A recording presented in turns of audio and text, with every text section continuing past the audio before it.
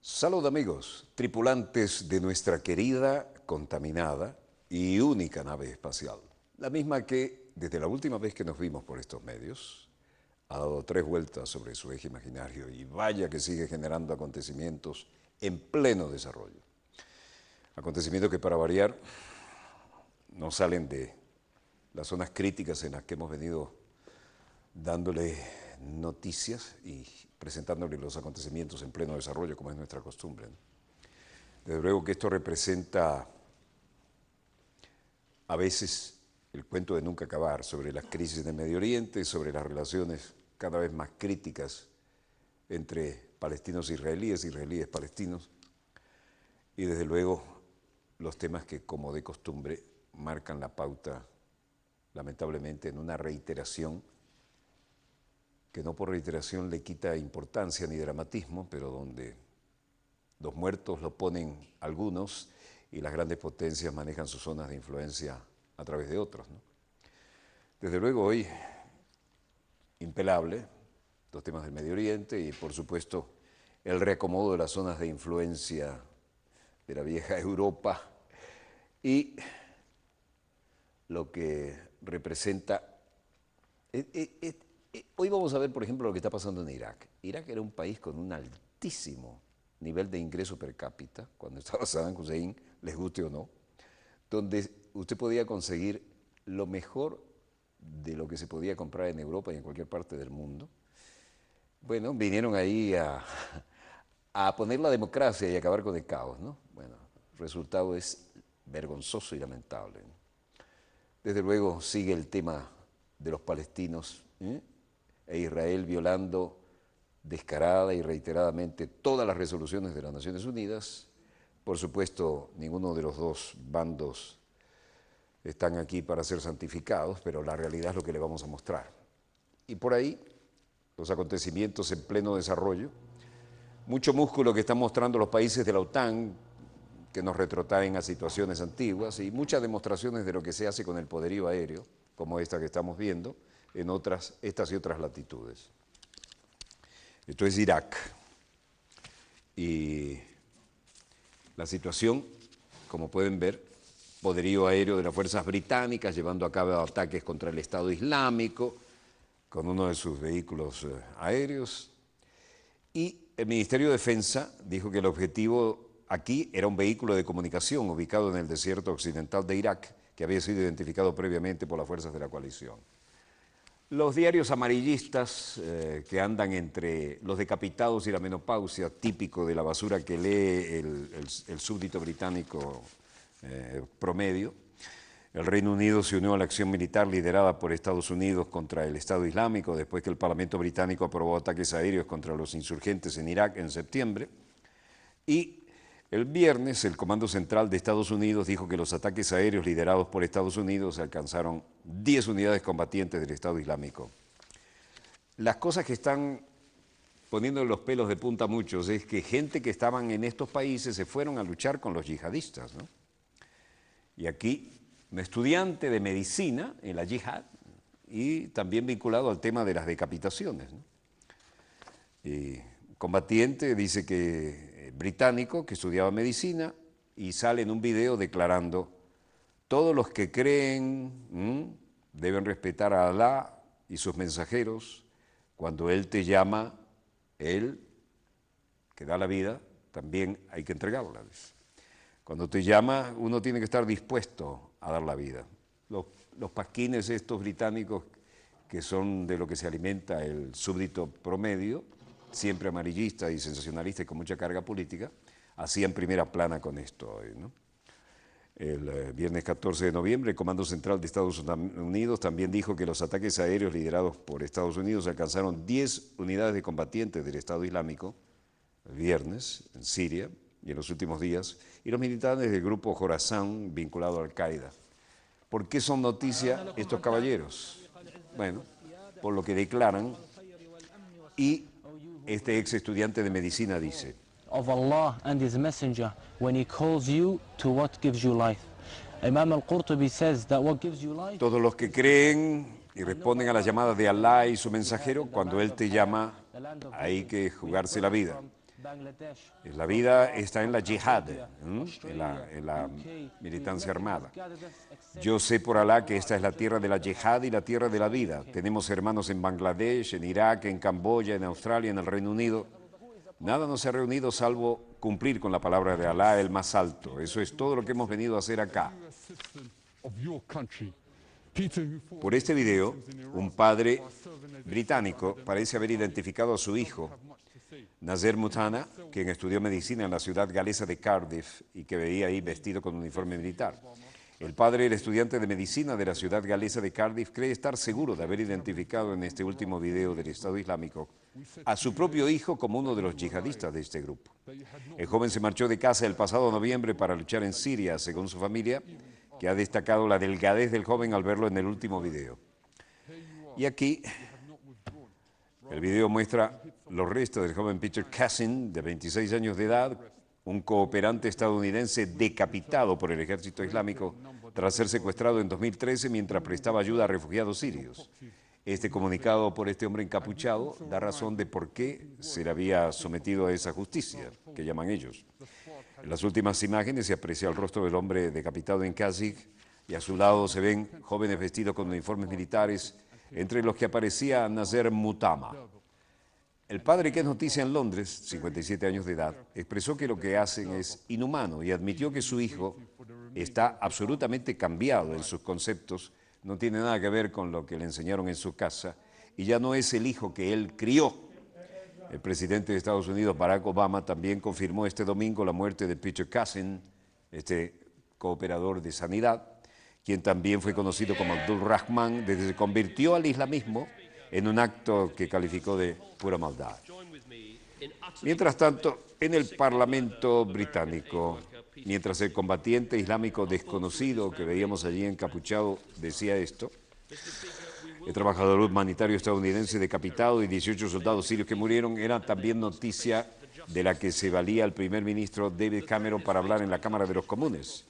Dijo: señor presidente, estoy seguro de que toda la casa, la Cámara de los Comunes, se unirá a mí en completo condena al asesinato repugnante del trabajador humanitario estadounidense Peter Cassin. Nuestros pensamientos están con su familia y sus amigos en este momento. Señor Speaker, el titular de la Cámara de los Comunes, que no será intimidado nosotros por estos terroristas enfermos. Ellos serán derrotados y tienen que enfrentarse a la justicia que merecen. La amenaza enfrenta a los países que respetan el derecho en todo el mundo y tenemos que enfrentarlos juntos. Se presentó con fuerza en las discusiones que tuve con el primer ministro Tony Abbott sobre mi visita y la reunión bilateral en Australia. Aproveché la oportunidad para plantear con más detalles la situación. David Cameron encabeza la reunión de emergencia reunida hoy, la Cámara de los Comunes, por la nueva amenaza del Estado Islámico en Inglaterra. Mientras tanto, el ministro del Interior francés Bernard Cazeneuve dice: el video publicado ha sido analizado por nuestros servicios de inteligencia. Este análisis intenta establecer el escenario muy probable de que un ciudadano francés pueda haber participado directamente en la comisión de estos crímenes. Las investigaciones están en curso, pero se presume que puede ser Maxime Ochard, nacido en 1992, originario de un área de la región de Europa que fue a Siria en agosto del 2013 a entrenarse y después a visitar Mauritania en el 2012. Este caso está bajo investigación judicial y entregado al Departamento de Seguridad Interior, incluso antes de la publicación del video de este fin de semana, y es para las autoridades judiciales motivo para decidir sobre los resultados utilizando los elementos que ahora están en manos de la policía.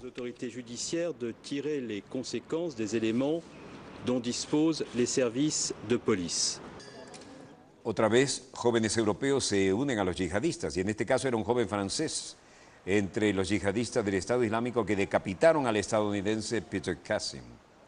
Y es el ministro del Interior, Bernard Cazeneuve, que acabamos de oír, quien ha confirmado este lunes que es muy probable que al menos los yihadistas del Estado Islámico que aparecen en el video de la decapitación de Peter Cassin sea un francés que se ha identificado como Maxime Ochard, de 22 años y natural de Normandía, en Francia. Estos son videos del Ministerio de la Defensa dados a conocer en el ámbito de la OTAN. Y las imágenes muestran un F-16 reabastecimiento en el aire. Las insignias, dicen ellos, son belgas, pero se parecen demasiado a las españolas. No distinguimos bien si el punto central es negro o rojo ahí en las alas, ¿no? Esto es interesante. Este es el boom y estas aletas se sirven para orientar aerodinámicamente el boom para que en el F-16, que lo recibe el piloto viendo por el espejo apenas, porque la toma de combustible del F-16 está detrás de la cabina, justo, diríamos, en la columna vertebral, ¿no? En el eje longitudinal. Ahí tiene que encajar el boom. Y esto, cuando hay turbulencias, es todo un operativo muy interesante. Me tocó vivirlo como backseater, en el asiento de atrás de un F-16, parece que el boom se le fuera a clavar en el casco a uno. Pero también lo vimos desde el lado de afuera, ¿ves? Desconectó. El que hace esta maniobra, manejando estas alas de la manguera del boom, es el boomman que va acostado, mirando por esta ventanilla, aquí tienen el boomman, acostado en el avión nodriza. Y él tiene controles remotos con los cuales alarga o retrae el tubo de reabastecimiento de combustible, y con esas aletas que tiene lo va orientando para ayudar al piloto a colocarlo justo. Vean esto. Ahora está reabasteciendo a un avión de comando, control y comunicaciones. Es un verdadero Estado Mayor volante, pero aquí tampoco tienen la mejor visión los pilotos, pero está un poco más estable, ¿no? El avión que está abasteciendo es del mismo modelo, pero al que estaba reabasteciendo es este, el que tiene el famoso plato giratorio de radar, y que es una verdadera arma electrónica que maneja en 3 dimensiones todos los escenarios, en tierra, mar y aire, en una situación de combate.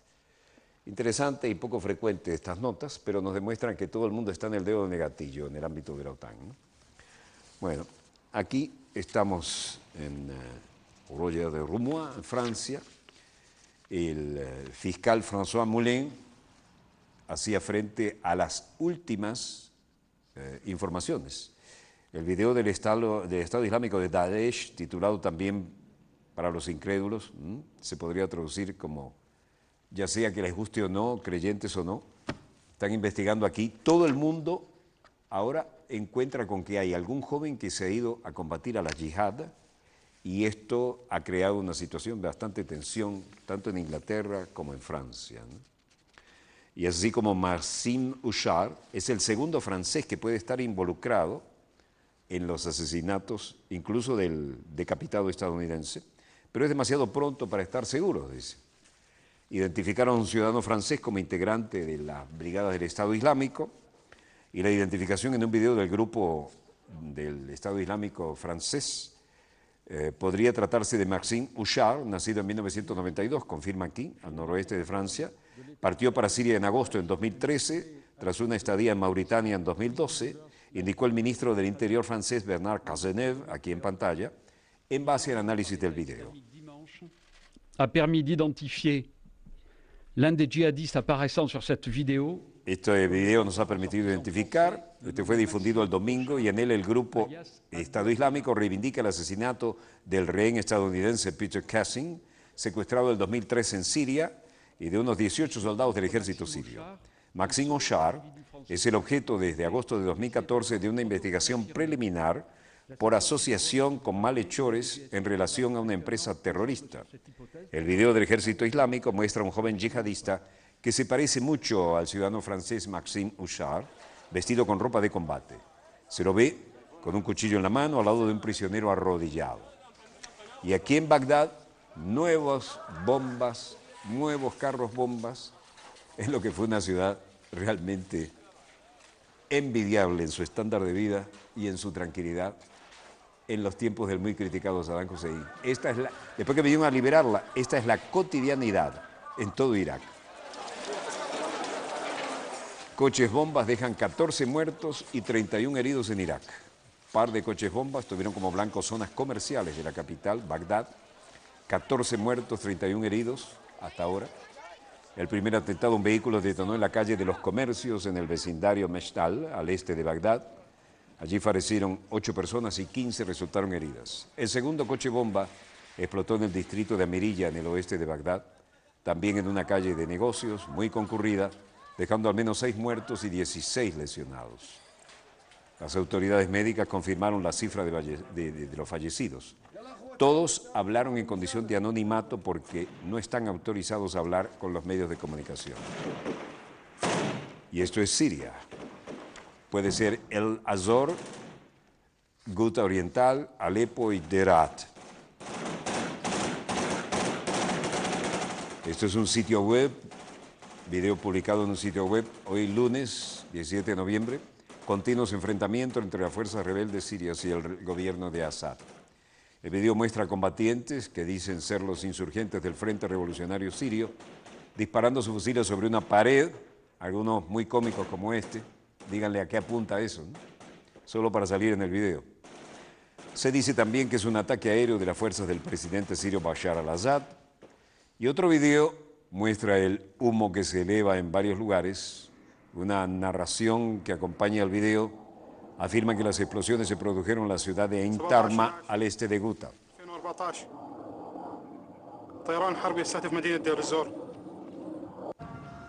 Alá es el más grande. Esta es la tercera incursión en la ciudad de Ain Tarma, en Ghouta Oriental, dice el narrador.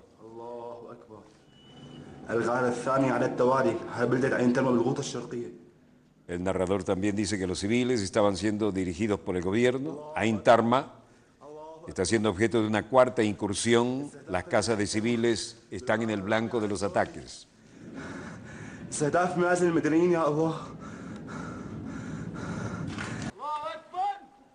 El video final mostró un hombre que dice que es el insurgente Nur al-Din Zinki y el lanzamiento de nuevos disparos en el barrio Arashidin de Alepo.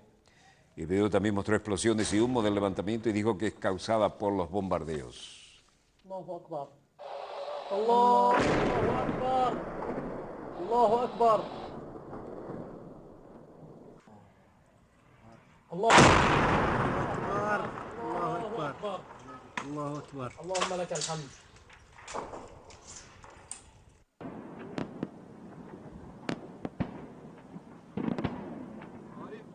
Esta es la zona de Mursipinar, vista desde la frontera turca. Como se ven, cada vez más intensos los bombardeos. Esas térmicas no dejan lugar a dudas, ¿no? Brutal el bombardeo. Pero no aparece ningún corresponsal de guerra que diga, soy fulano de tal, de la agencia tal. Todo desde lejos. Se acabó el romanticismo de la corresponsalía de guerra, como están las cosas ahora, ¿no? Eso de la época de Hemingway no se aplica aquí, como ven. Observen el tamaño de las explosiones y la térmica ascendente, ¿no?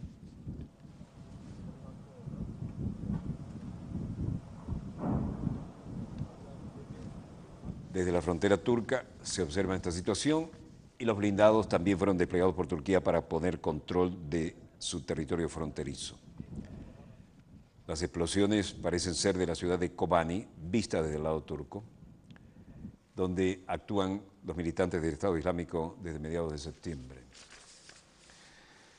Mientras tanto, el tema era tratado en otras latitudes. Ahmed Davutoglu estaba de visita en Manila, Filipinas, y por supuesto, toda esta fluida situación en la zona entró en las agendas bilaterales.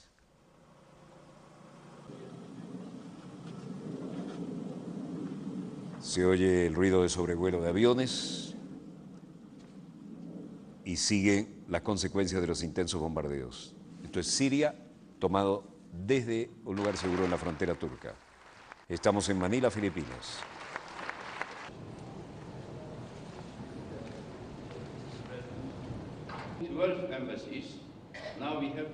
El primer ministro turco, Ahmed Davutoglu, es presentado en forma oficial en Filipinas por el ministro de Relaciones Exteriores y declara: nuevos riesgos emergieron a causa de estos problemas internos, domésticos de nuestros vecinos, como la crisis de los refugiados provenientes de Siria. En los últimos 4 años hemos recibido 2 millones de refugiados, la mayoría de Siria, escapando de los ataques brutales del régimen por el bombardeo aéreo, así como del grupo terrorista del ISIS.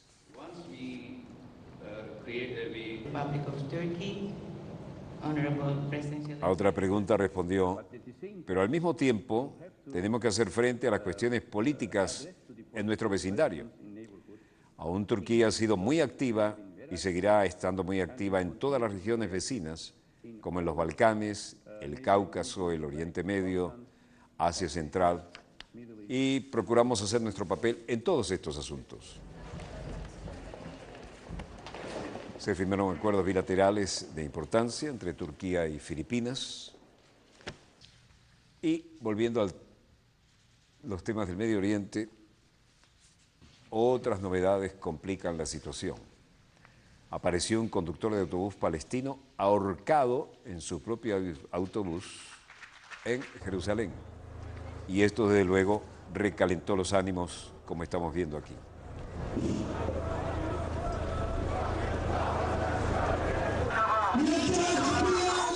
Llevaron su cadáver en una ambulancia, luego en unas camillas, y lo llevaron finalmente a la mezquita. Según los primeros elementos de investigación, no parecería un acto criminal, pero en el cuerpo no hay señales de violencia. La versión oficial fue cuestionada por sus colegas y familiares de este conductor de autobús palestino.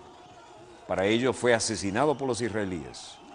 Y el conductor de autobús palestino fue encontrado ahorcado anoche en su propio autobús en Jerusalén Oeste, en lo que según la policía israelí, este lunes podría ser un suicidio, mientras que familiares y palestinos dicen que fue un crimen que pretenden hacer pasar por suicidio.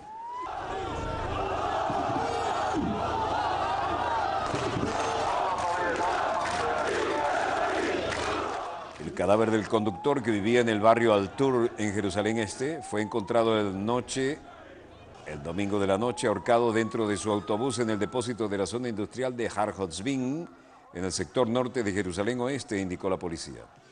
Según los primeros elementos de investigación, no parece tratarse de un acto criminal. No había señales de violencia, pero tanto palestinos como familiares rechazan que tuviera motivos para suicidarse. Nosotros hemos visto señales de violencia en su cuerpo, dijo a France Press uno de los compañeros de trabajo, Mutazem Fakeh. Ahorcado en las escaleras al final del autobús, donde es imposible que se hubiera colgado él solo, dijo. Mientras tanto, en la margen occidental de Jordán, en Abu Dis, siguen las tensiones.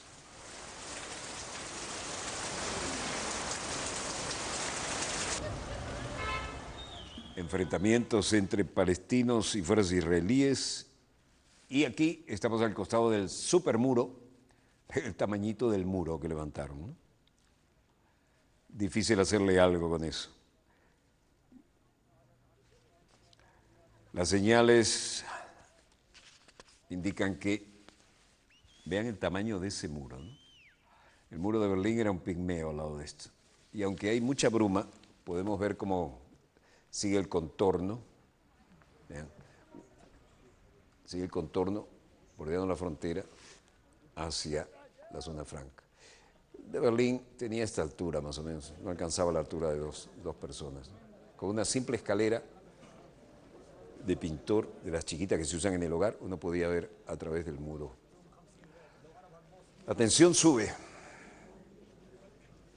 y el hecho de que para ellos este conductor de autobús nunca se suicidó, sino que fue asesinado, ha generado en este velorio mucha tensión, y esto desde luego hace que quienes declaran pongan en duda cualquier otra versión.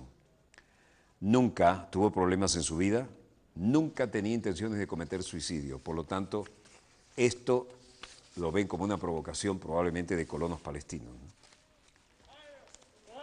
La margen occidental de Jordán siguen los choques entre las tropas de asalto israelíes con todo su equipamiento y los jóvenes con nada más que las piedras y las ganas de protestar. Lo que vieron allí era un lanzador de granadas a repetición, ¿no? Un gigantesco revólver que lanza granadas. El incidente del conductor rápidamente generó protestas en las que los manifestantes arrojaron piedras a las fuerzas de seguridad israelíes y llevó a una huelga en algunos barrios palestinos y las protestas como estamos viendo. En el Vaticano hay noticias y el Papa Francisco sigue siendo... Han puesto un servicio de baños allí, en la Plaza de San Pedro, ya era hora, y un servicio de duchas también, ¿no? Y toilettes, lo que parece que hará bastante más manejable las grandes concentraciones en la Plaza de San Pedro cada vez que el pontífice sale a hacer las declaraciones que cada vez hacen, por su carisma, congregar más cantidad de gente.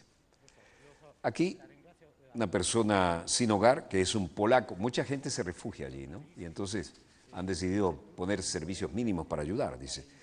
Yo estoy consciente de las duchas y agradezco al Papa Francisco y a los periodistas por dar información sobre esto. Yo y mis amigos somos más felices aquí y esperamos terminar de construir estas duchas lo más rápido posible.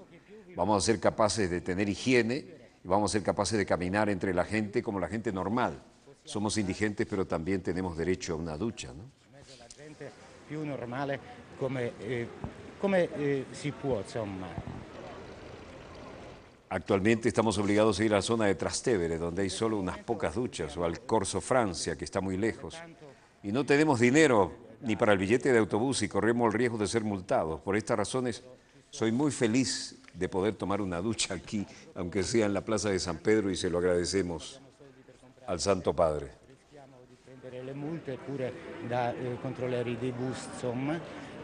Comunque rimaniamo molto contentissimi se ci saranno queste docce qui. Además está decir que esto también mejora la calidad del medio ambiente, ¿no? Porque pese a ser un lugar tan sagrado para miles, más de 1.200 millones de personas, a veces hay lugares donde las cosas no olían muy bien, ¿no?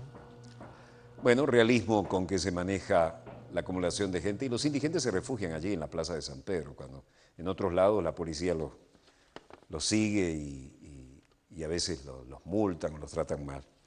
Veamos la realidad de los mercados. El precio del petróleo se mantiene estable a $70.83.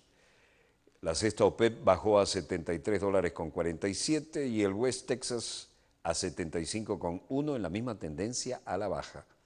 Por algo la gira que ha hecho nuestro ministro de Relaciones Exteriores y es titular de PDVSA, ¿no? Esta es una maniobra descarada y sabemos quiénes tienen el poder de subir y bajar con tanta facilidad el precio. El Brent del Mar del Norte también a la baja, $78.12.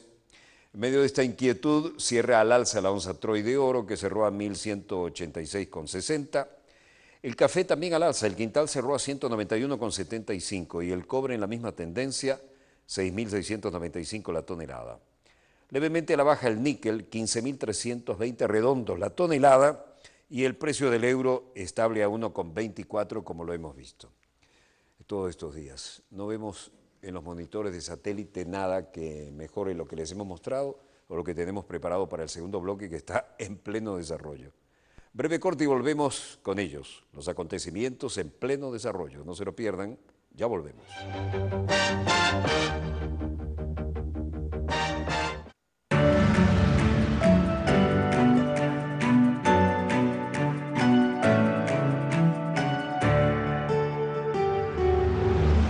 Tecnología. Redes sociales. Análisis de matrices. ¿Qué ocurre en la red luego de la publicación de una información? Hola, soy Larisa Costas y en los próximos 5 minutos les presentaré parte de la movida política dentro de las redes sociales. Acompáñame a develar en qué anda el escualidismo 2.0 a un clic. A un clic, todos los lunes, martes, jueves y viernes a las 10 de la noche. Más BTV, más revolución. ¿Pensando en comenzar tu negocio propio? Te ayudamos a materializar tus sueños, ofreciéndote el microcrédito que necesitas para adquirir tu local comercial o remodelación, compra de vehículos o equipos para el desarrollo de tu actividad productiva. Gracias al gobierno bolivariano, te financiamos hasta el 100% de lo que solicites según tu capacidad de pago, hasta 60 meses para pagar y periodos de gracia de hasta 6 meses. Todo nuestro esfuerzo es para que garantices el futuro de lo que realmente importa. Banco Bicentenario. Quiero hacer un papagayo volador multicolor para remontar las nubes y llegar donde está Dios. Disfrutar juntos de las cosas más sencillas es parte de nuestras Navidades felices. Volador multicolor para remontar las nubes. Los mejores espacios para la vida y la paz en el Zulia. Una nueva gestión construye y rescata modernas áreas para la recreación y el esparcimiento, haciendo del Zulia la región verde de Venezuela. Lo que más me gusta a mí son los animales, los árboles, la naturaleza, el olor del parque. Se puede conversar, jugar. Yo estoy muy contenta porque el gobernador puso el parque muy bonito. Obras de un solo gobierno eficiente. Gobernación Bolivariana del Zulia. El Zulia, nombre y luz de Venezuela. Un homenaje al gigante, Hugo Chávez. De arañero a libertador.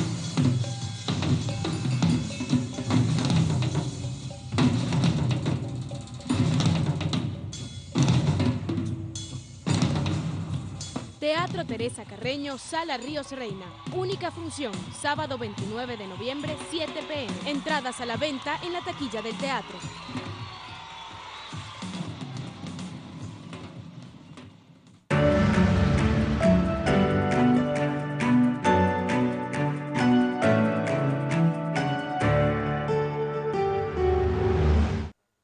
Volvemos con más acontecimientos en pleno desarrollo. Ustedes recuerdan cuánta información dedicamos desde diferentes fuentes al derribo de aquel tristemente célebre vuelo de Malaysia Airlines, el MH17. Y la sospecha siempre latente de que aquello bien pudo haber sido causado por algún misil. Siguen apareciendo algunos videos y el tema no está cerrado.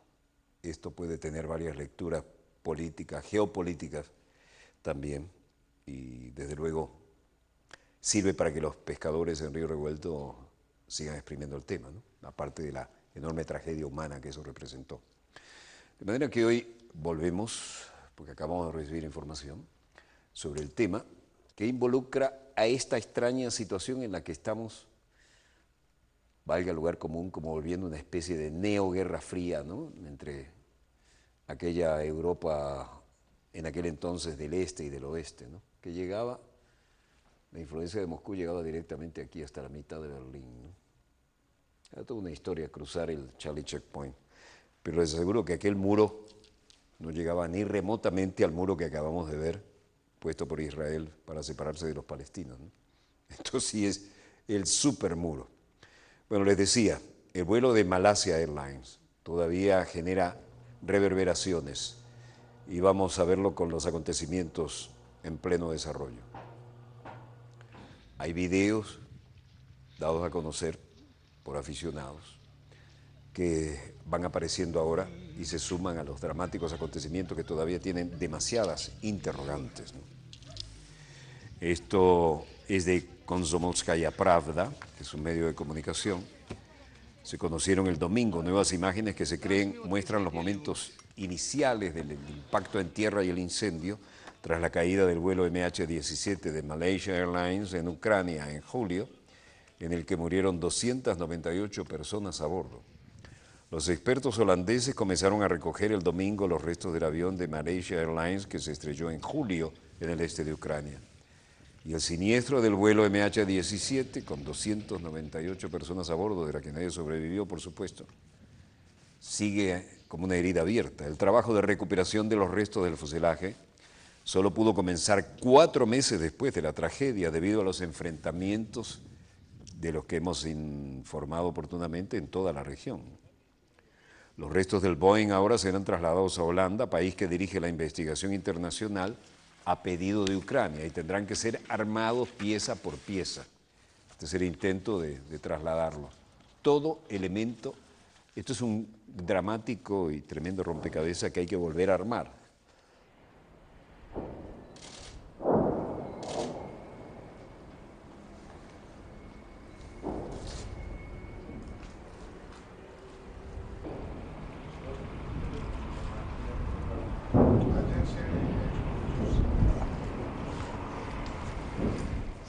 Y todo esto con los combates como toleón de fondo, ¿no? Esto es cerca de Kharabov, en Ucrania también. Las labores de recuperación de los restos del MiH-17 y el servicio local de emergencia actuando para ayudar.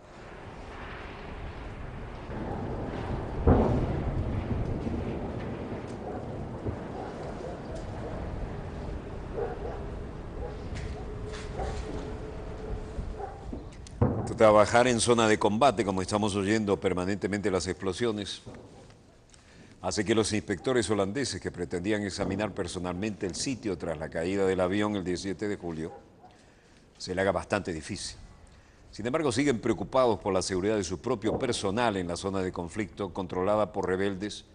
Algunos dicen que apoyados por Moscú y que combaten a las fuerzas gubernamentales, y decidieron confiar en el Servicio Estatal de Emergencias para que siga buscando en la zona, después que la operación inicial recuperó la mayoría de los cuerpos. Pero lo que hay que reunir ahora es cada pedacito del avión para armarlos como un dramático, cruel rompecabezas e investigar cada aspecto.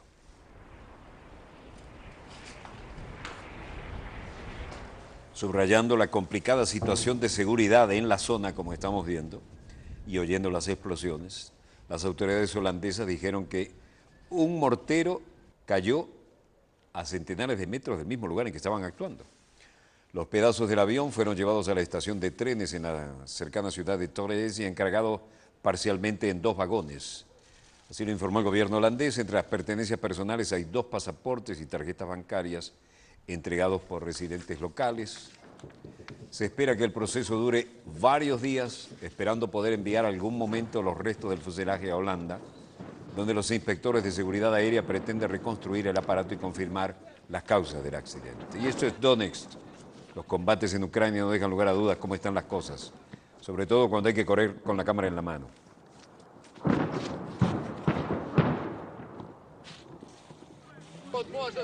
Se reanudan los combates en las inmediaciones del aeropuerto de Donetsk, en una Ucrania que ya está literalmente partida en 2.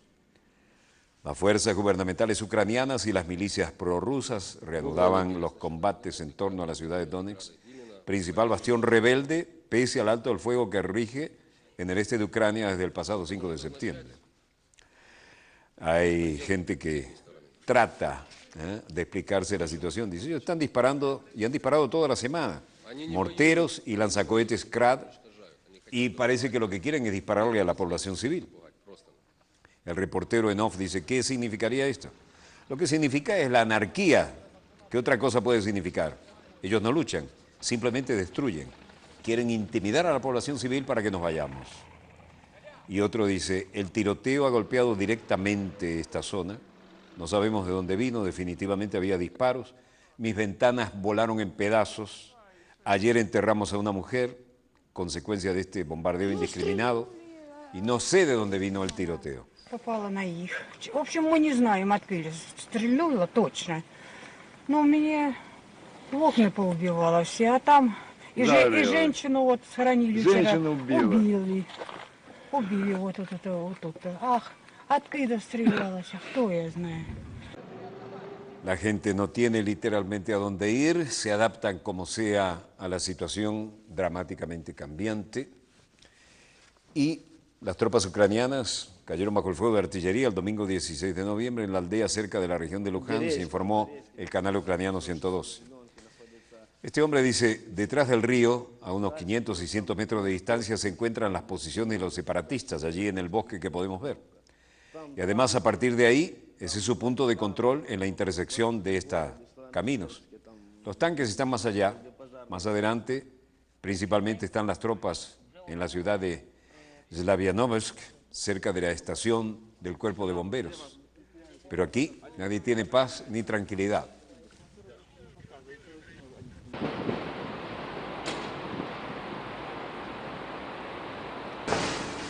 Bruselas, llega Federica Mogherini, la responsable de la política exterior, y dice: vamos a discutir cuál es la mejor opción hoy para reaccionar a las llamadas a elecciones del 2 de noviembre. Se nos dijo que todos son ilegales e ilegítimos, pero pueden requerir algún tipo de reacción de la Unión Europea.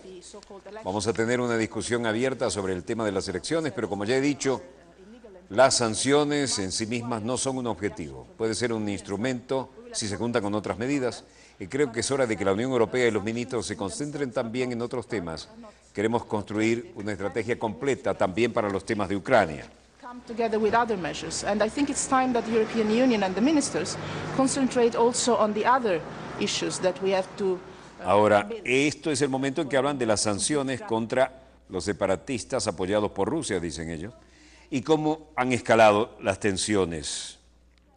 Luego el ministro de Relaciones Exteriores de Lituania, Linas Linkevičius, canciller Linas Linkevičius de Lituania, dice: creo que debe ser toda una variedad de sanciones. Si es posible, no lo sé, pero lo vamos a discutir. Como usted dijo, las medidas selectivas contra las personas a veces no funcionan, pero es lo que tenemos. Estamos trabajando a ver si tienen efecto a pesar de algunas negativas, pero es algo que realmente podría hacer una diferencia. Luego aparece el ministro de Relaciones Exteriores de Alemania, Frank-Walter Steinmeier, quien dice: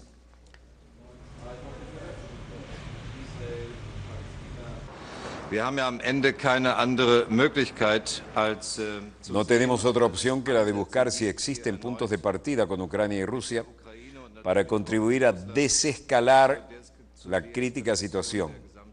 Es por eso que las nuevas sanciones contra Rusia no estarán en el primer plano hoy, e incluso no estarán en lo que hemos decidido hoy. Habrá una charla sobre toda la situación y también vamos a ver si es más de lo mismo o si salimos del marco actual de la situación, que parece algo estancada.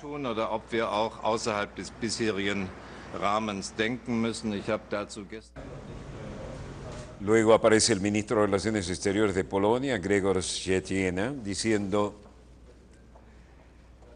creo que tenemos que prepararnos. Se retira el ministro de Relaciones Exteriores de Alemania. Recuerden que en Alemania el ministro de Relaciones Exteriores no es el canciller. El canciller se le llama al jefe de gobierno. Canciller polaco.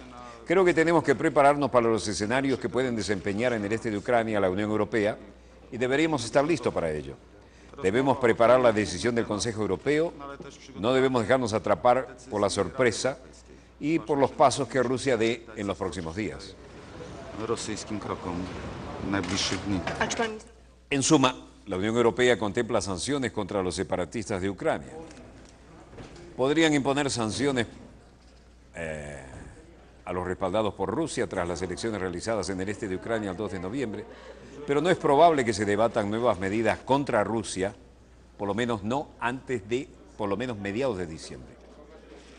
Los ministros de Exteriores de la Unión Europea, aquí reunidos, hablarán de cómo responder a los comicios de los separatistas de Ucrania, que ellos afirman que carecen de bases legales, así como también de mecanismos para lanzar reformas en Ucrania y comprometer a Rusia a hallar una solución al conflicto.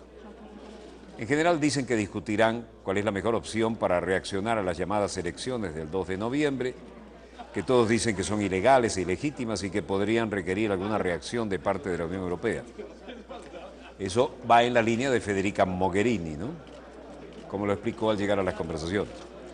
Si se acuerdan nuevas sanciones, hoy muy probable se limitarían a agregar nombres de separatistas respaldados por Rusia a la lista de personas a las que se le prohíbe entrar en la Unión Europea y aquellos cuyos activos en el bloque están congelados a nivel de los bancos.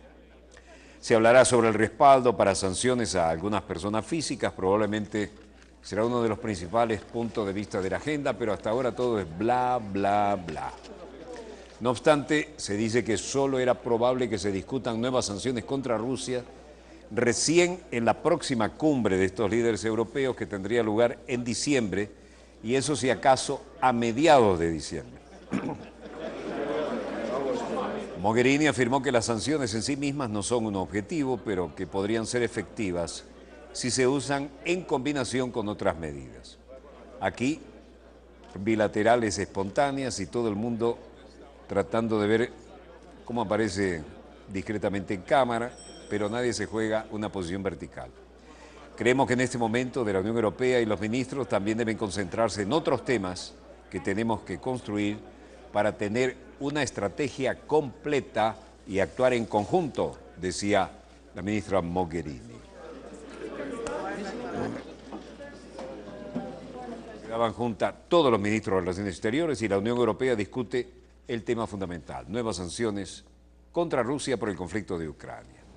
Praga, Checoslovaquia.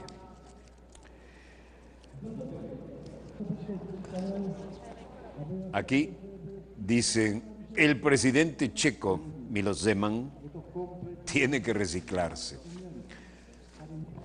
Este residente, Pedro, dice, yo soy un manifestante de la Narodni Trida de 1989 y la bandera que llevamos es toda una memoria para mí. Yo no la tenía en la demostración, incluso hay manchas de los revolucionarios. Otros decían, tenemos un problema con la situación actual, estamos celebrando 25 años de la revolución de terciopelo, pero también se llegó a expresar un desacuerdo con la situación política actual en el propio castillo de Praga, que es donde estamos. Y un residente de Praga decía, solo vine con mi hijo para explicarle la situación que ocurrió aquí hace 25 años. Quiero que él sepa qué fue lo que hicimos y qué es lo que esperábamos lograr y lo que todavía esperamos. Miles de checos conmemoran 25 años de la revolución de terciopelo con críticas al presidente Zeman. Más de 5.000 de ellos han conmemorado este lunes la revolución de terciopelo y han acusado con tarjetas rojas al presidente Miloš Zeman de ser demasiado cercano a Rusia.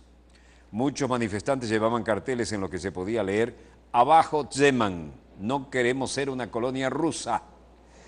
Esta fecha es crucial en mi vida. En 1989 tenía 15 años, dijo uno, y gracias a que entonces recuperamos nuestra libertad, pude crecer como un hombre libre. Martin Pickerill, en la televisión estatal, decía, puedo asegurarle al presidente que hoy no estoy de acuerdo con él. Hace 25 años yo habría sido golpeado con una cachiporra de la policía. Zeman, mientras tanto, ha defendido a Rusia frente a las sanciones económicas impuestas por la Unión Europea por su participación en el conflicto de Ucrania.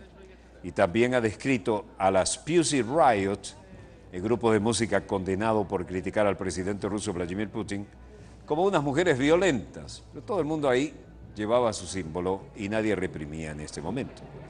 La política exterior checa ha estado dirigida por el partido de centroizquierda que solo ha apoyado las sanciones económicas de la Unión Europea a Rusia una vez que fueron suavizadas. Mientras tanto, el ministro de Asuntos Exteriores ha dicho que busca una mayor protección de los derechos humanos en Checoslovaquia, separándose de la tradicional postura de su país y alejándose de la oposición de Cuba o Birmania. Aquí recordamos a los que murieron, pero como ven, puedo hacer lo que quiero y no tengo ningún problema en este momento.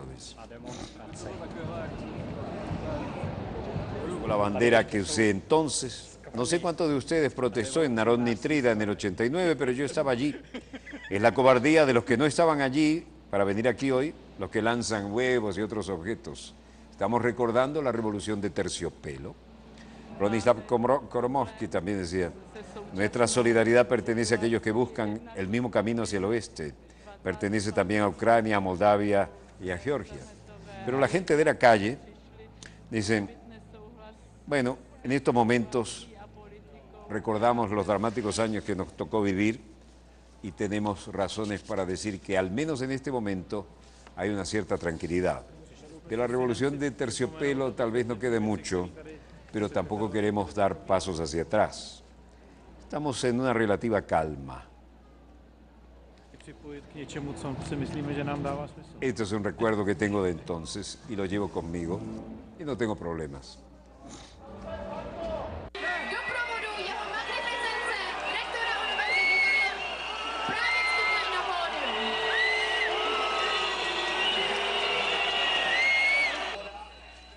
Muchos lo abucheaban al presidente, debes irte, le decían, y lo pitaban. La roja para que abandone el juego. Y el presidente Zeman dice, no sé cuántos de ustedes protestó en Narodnitrina en el 89, pero yo sí estaba allí. Es la cobardía de los que no estaban allí, los que están aquí hoy, lanzando huevos y otros objetos. Los paraban con paraguas, ¿no? Esa es la cobardía. Ustedes no estuvieron allí y ahora sí se permiten lanzar huevos. Nuestra solidaridad pertenece a aquellos que buscan el mismo camino hacia el oeste y pertenece a Ucrania, a Moldavia y a Georgia.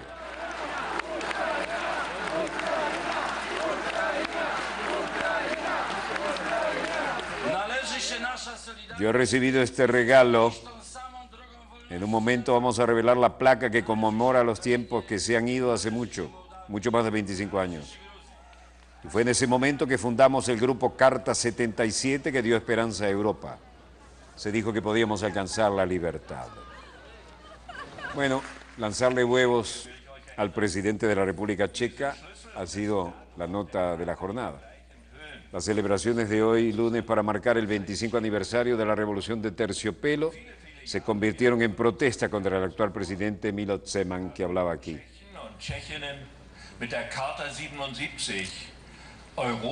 Unas 8.000 personas participaron en una marcha en el centro de Praga contra el controvertido mandatario, coreando a cantos como «Vete del castillo de Praga». «Renuncia, renuncia, tenemos vergüenza de nuestro presidente». Lanzaron objetos, incluidos huevos, sándwiches, tomates. El presidente estaba parado junto a los mandatarios de Alemania, Hungría, Polonia y Eslovaquia y se cubrían con los paraguas, como vieron. Otros lanzaron huevos. Uno golpeó al presidente alemán, que no tenía nada que ver.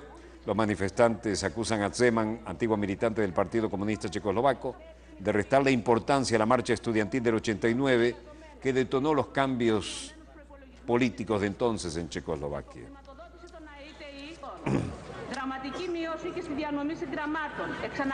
Mientras tanto, en Atenas, movilizaciones en las puertas de la universidad y recuerdos de los tiempos violentos. Aspasia Papadaki, ciudadano griego, después de estas manifestaciones pacíficas, decía: la revuelta de la Politécnica de Atenas en 1973 fue una manifestación masiva de oposición popular al régimen dictatorial de la Junta de los Coroneles. Las consignas siguen siendo las mismas consignas hoy en día. En aquel entonces se trataba de educación, pan y libertad.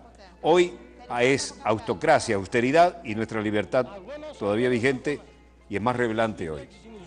Y Estrabos dice: nuestras vidas se componen de solo 3 palabras: lucha, lucha y más lucha. Queremos exigir nuestros derechos porque todos son los que ellos nos han quitado. Miles de griegos protestaban hoy contra la austeridad en el aniversario de las revueltas de 1973 contra aquel gobierno de los coroneles. Cada año las protestas se concentran con mayor intensidad porque la situación económica no ha mejorado y porque la revuelta de aquella Politécnica de Atenas también tiene recuerdos que muchos no quieren olvidar. Y desde luego, con los gobiernos que vinieron a continuación y que se dedicaron a aplicar los paquetes neoliberales más descarados, la situación está como se puede ver. Represión, protesta, represión y nada que mejore la situación planteada.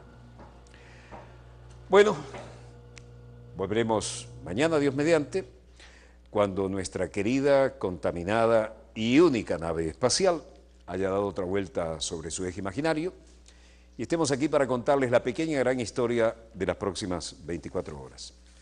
Donde quiera que se encuentren de ese lado del receptor, muchas gracias por permitirnos estar allí con ustedes. Desde el estudio 3 de Venezolana de Televisión, en Caracas, Venezuela, les habló Walter Martínez, productor y conductor de este programa Dossier. Disponga usted de las cámaras, señor director.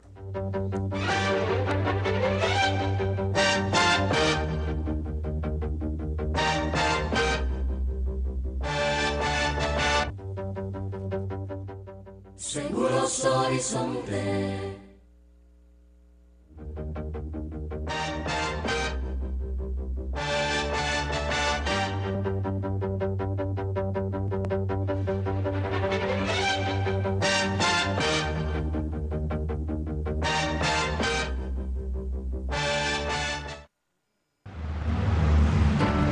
Este programa contiene elementos que no pueden ser presenciados por niñas, niños y adolescentes sin supervisión.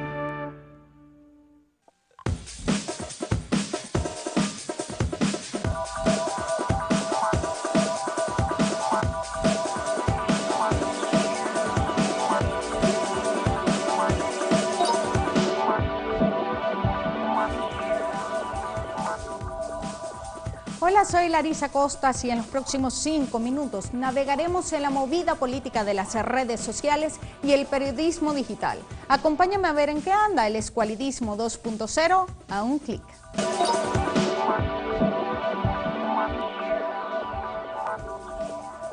Este fin de semana, el portal web del medio impreso Últimas Noticias mostró un video de poca difusión. En el video, Leopoldo López anuncia el plan La Salida 4 meses antes de las guarimbas.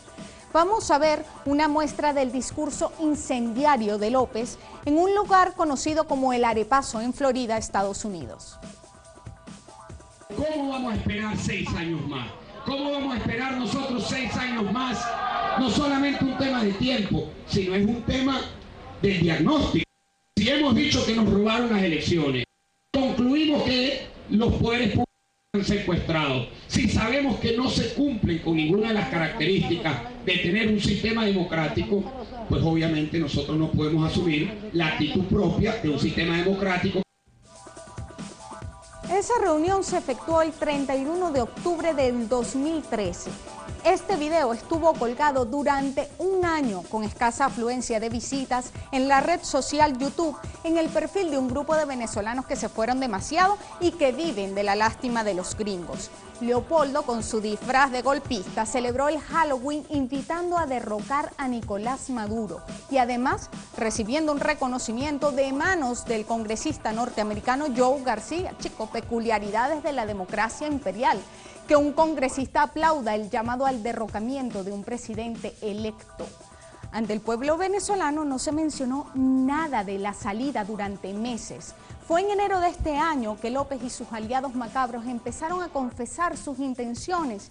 Y aunque ya lo habíamos visto guarimbeando en el pasado, el discurso de Leopoldo López en el Arepazo es otra prueba más de que las guarimbas distaron mucho de ser un movimiento espontáneo, sino que por el contrario, sectores de la derecha nacional e internacional trabajaron durante mucho tiempo en la planificación de ellas. 11 días después de aquella reunión en el Arepazo, José Vicente Rangel denunciaba en su programa que Leopoldo López auspiciaba el entrenamiento paramilitar de venezolanos en Miami. En aquella oportunidad dijo que al menos 30 jóvenes se estaban entrenando y utilizaban como blanco el rostro y el pecho del presidente venezolano. Los vínculos de Leopoldo López con el paramilitarismo han quedado en evidencia en el pasado. Él mismo se mostraba discípulo de Álvaro Uribe Vélez, quien, según confiesan las malas lenguas de decenas de paramilitares detenidos, fue jefe de ese grupo irregular colombiano. En diciembre del 2011, Leopoldo López viajó a Colombia para reunirse con Álvaro Uribe Vélez